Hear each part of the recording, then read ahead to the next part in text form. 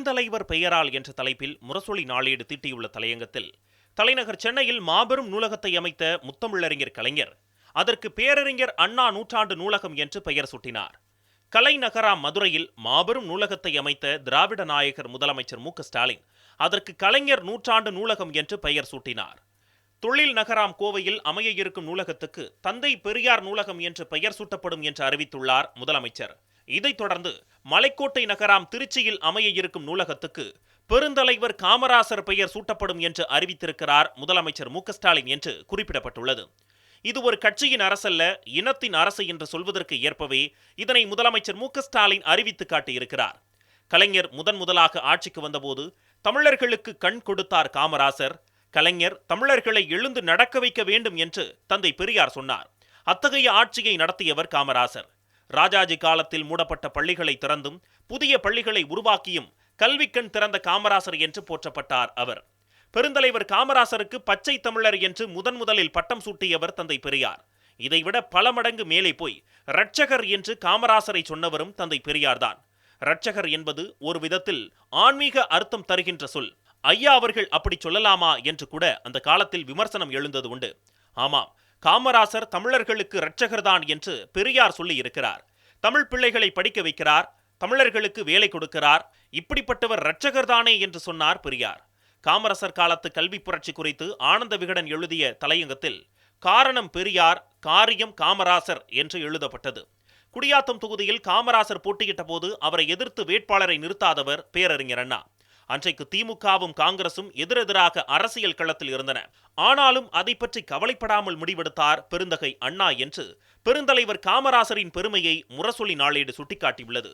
பெருந்தலைவர் காமராசருக்கும் தலைவர் கலைஞருக்குமான நட்பு என்பது தந்தை மகன் உறவைப் போல நெருக்கமானதாக இருந்தது. நெருக்கடி நிலையை எதிர்த்து நான் பதவி விலக தயாராக இருக்கிறேன் என்று முதலமைச்சராக இருந்த கலைஞர் சொன்னபோது பதவி விலகக்கூடாது, இந்தியாவில் தமிழ்நாட்டில்தான் சுதந்திர காற்று வீசுகிறது என்று சொன்னவர் காமராசர். நாங்கள் பதவி விலகிவிட்டு வருகிறோம், நெருக்கடி நிலைக்கு எதிரான உங்கள் போராட்டத்திற்கு உங்கள் தலைமையின் கீழ் அணிவகுத்து வருவோம் என்று சொன்னவர் தலைவர் கலைஞர். புகுமுக வகுப்பு வரை இலவச கல்வி என்று முதலமைச்சர் கலைஞர் அறிவித்த பிறகுதான் பல்லாயிரக்கணக்கான பிள்ளைகள் பள்ளிகளை நோக்கி வருகிறார்கள்.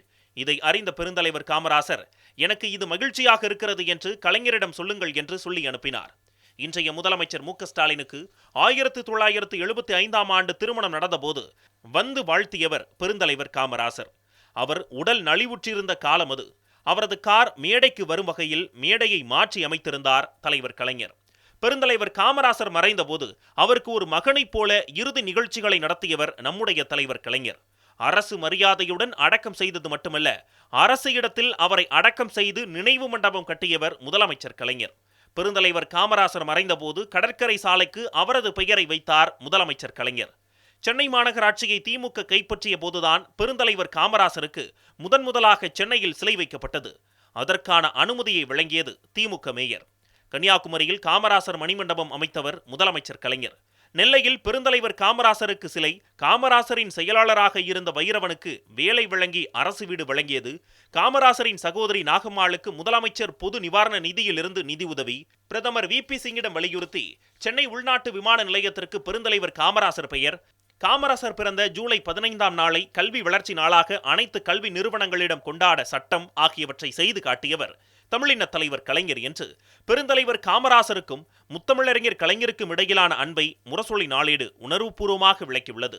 கலைஞரின் வழித்தடத்தில் ஆட்சி நடத்தி வரும் முதலமைச்சர் மு.க.ஸ்டாலினும் பெருந்தலைவரை போற்றி வருகிறார். 1000 கோடி ரூபாய் மதிப்பீட்டில் தொடங்கப்பட்ட கல்லூரி கல்வி மேம்பாட்டு திட்டத்திற்கு காமராசர் பெயரை சூட்டினார் முதலமைச்சர். கன்னியாகுமரியில் திருவள்ளுவர் சிலைக்கு 3 படகுகள் விடப்படும் என்று அறிவித்தார் முதலமைச்சர்.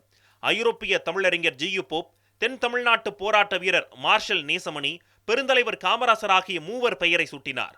இந்த வரிசையில்தான் திருச்சியில் அமைய இருக்கும் மாபெரும் நூலகத்திற்கு பெருந்தலைவர் காமராசர் பெயர் சூட்டப்படும் என்று அறிவித்துள்ளார் முதலமைச்சர் மு.க.ஸ்டாலின்.